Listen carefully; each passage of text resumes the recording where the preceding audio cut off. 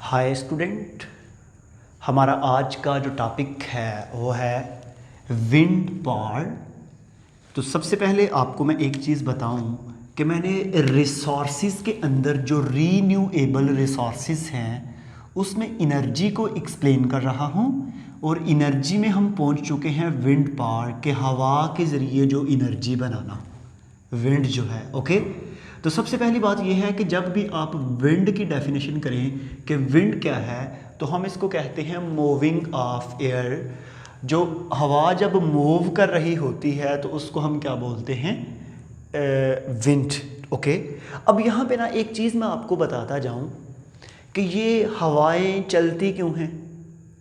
बात इस तरह है कि जब सन की लाइट ज़मीन पे फॉल करती है ना, तो वो डिफरेंट एरिया में डिफरेंट इंटेंसिटी पे पड़ती है। मीन के ज़मीन के कुछ ऐसे इलाके हैं जो ज़्यादा हीट जिधर हो जाती है, कुछ ऐसे इलाके हैं जो कूल हो जाते हैं। अब कुछ इलाके जो हैं वो हीट और कुछ ऐसे हैं जो कूल हो जाते हैं। तो आपको पता है ये जो डिफरेंस क्रिएट होता है, इस डिफरेंस की वजह से जो इलाके ज़्यादा वार्म होते हैं वहाँ पे एयर का वैक्यूम प्रोड्यूस होता है। उस वैक्यूम को प्रोड्यूस करने के लिए साइडों से जो है फिल करने के लिए साइडों से हवा आती है, एयर आती है। जब एयर आती है तो वहाँ पे क्या होता है कि हवाएं चलती हैं। ओके, इसको हम क्या बोलते हैं, विंड। समझ आ रही है।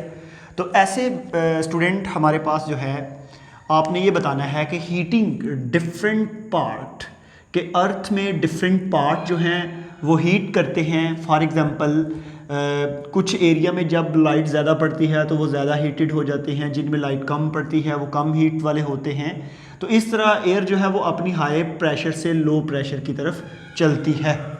किस तरफ चलती है? अपने हाई प्रेशर से लो प्रेशर की तरफ चलती है। तो यहाँ पे मैं आपको एक चीज़ बता दूँ कि हम जब ज़मीन की बात करते हैं, लेट्स सपोज कि इस एरिया से हवा ने चल के दूसरे एरिया में जाना है, तो हम सेंटर में ना कुछ लगा देंगे इंस्ट्रूमेंट जिसको हम विंड माइल्स कहते हैं। क्या बोलते हैं? Wind miles. वो बिल्कुल फ़ैन की तरह के होते हैं, जिसको पेडिस्टल फ़ैन जिस तरह का नहीं होता, इस तरह के बड़े बड़े उनके जो हैं वो पर हैं। जब हवा चलती है तो वो पर घूमते हैं, जब घूमेंगे तो उनके पीछे टरबाइन लगी होती हैं। वही जो आपने हाइड्रो इलेक्ट्रिक पावर में पढ़ा था कि पानी गिरता है तो वो पर घूमते हैं, इधर हवा के ज़रिए जो है वो पर घूमते हैं। यहाँ पे मैंने ये कुछ वो बनाए हैं विंड माइल्स। जब हमारे पास यहाँ से एयर आएगी एक प्रेशर के साथ, जब ये एयर प्रेशर के साथ इस पे टकराएगी, तो टकराने के बाद ये जो फ़ैन है, ये फ़ैन ऐसे मूव करेगा, रोटेट करेगा। जब ये रोटेट करेगा तो इसके नीचे जो टरबाइन लगी होती है वो टरबाइन रोटेट करती है, जिससे क्या प्रोड्यूस होती है, इलेक्ट्रिसिटी। तो बड़ा ही इंपॉर्टेंट पॉइंट है कि ये नो एयर पोल्यूशन, इससे कोई भी एयर पोल्यूशन नहीं होती। क्योंकि आपने इससे पहले फॉसिल फ्यूल के बारे में पढ़ा था। वो जो फॉसिल फ्यूल्स है ना, उसमें क्या होता है कि उसमें पोल्यूशन क्रिएट होता है, पोल्यूशन जो है वो प्रोड्यूस होता है।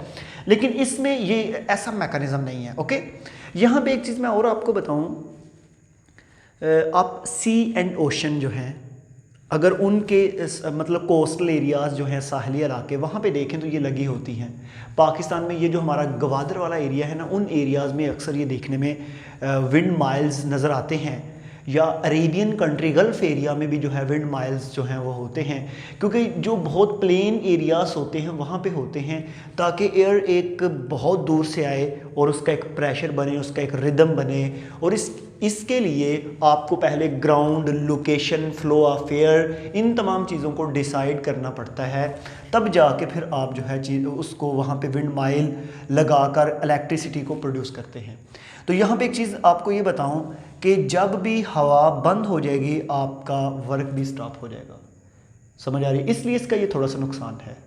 ठीक है, कि आप इतनी बड़ी इन्वेस्टमेंट करते हैं, अगर वहाँ पे एयर का पैटर्न ही चेंज हो जाता है, हवाएं उधर से किसी और पैटर्न की तरफ मूव करते हैं, तो वहाँ पे फिर जो है वो इतनी स्पीड से घूमते नहीं हैं, जिसकी वजह से फिर हमारे पास वो प्रोड्यूस नहीं हो पाती इलेक्ट्रिसिटी।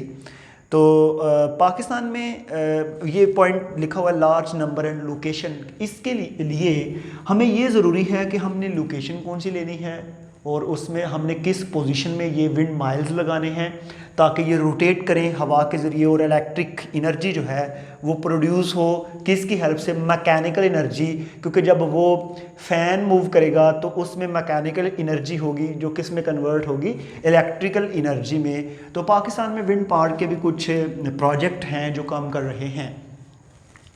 तो ये था हमारा एक सिंपल सा टॉपिक कि विंड जो है विंड के ज़रिए हम जो है कैसे इलेक्ट्रिसिटी प्रोड्यूस करते हैं विंड माइल्स के ज़रिए। तो अभी हमारे पास एक इसके बाद नेक्स्ट है न्यूक्लियर एनर्जी।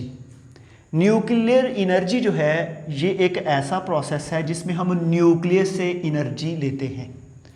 आपने एक पढ़ी होगी इक्वेशन मैट्रिक में भी कि यूरेनियम जो है जब उसको हम ब्रेक करते हैं, उसका न्यूक्लियस टूटता है, तो उससे 2 डिफरेंट टाइप के जो है फर्दर एटम बनते हैं। उसमें एक शायद बेरियम है और दूसरा क्रिप्टॉन है, इसी तरह है कुछ, ठीक है। तो इसको जब एक न्यूक्लियस टूटता है तो उससे जब 2 बनेंगे तो उसको हम कहते हैं न्यूक्लियर फिशन रिएक्शन।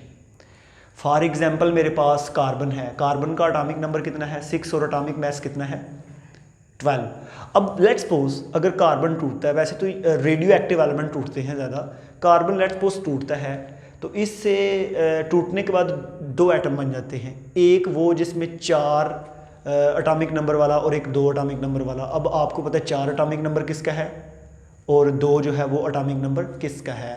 तो ये हमारे पास जो है 1 किसका है हाइड्रोजन का, 2 किसका है 2 जो है हमारे पास ऑक्सीजन का, नहीं ऑक्सीजन का 8 है, ठीक है।